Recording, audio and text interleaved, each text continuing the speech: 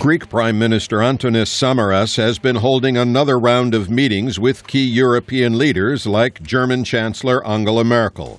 Mr. Samaras wants more time to implement painful reforms. Und deshalb habe ich deutlich gemacht heute in dem Gespräch, dass wir As the leader of Europe's strongest economy, Mrs. Merkel insists that Greece stick to the reforms and their timetable. It's a familiar and sometimes awkward political dance, but one that, after 5 years, experts say has gone on too long. We've already lost almost 5 years.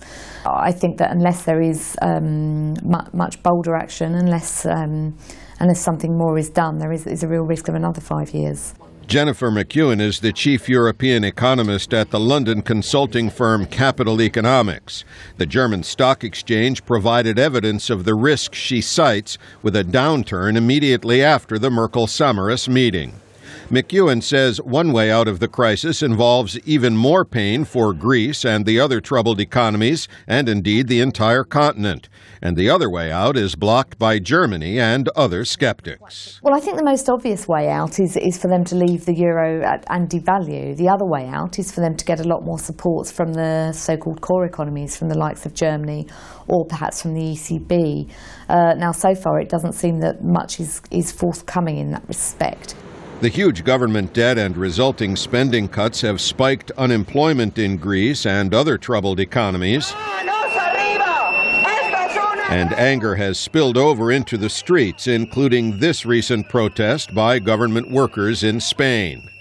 That kind of unrest is one result of sharp cuts in government spending at a time of recession, according to Professor John van Reenen at London's Centre for Economic Performance.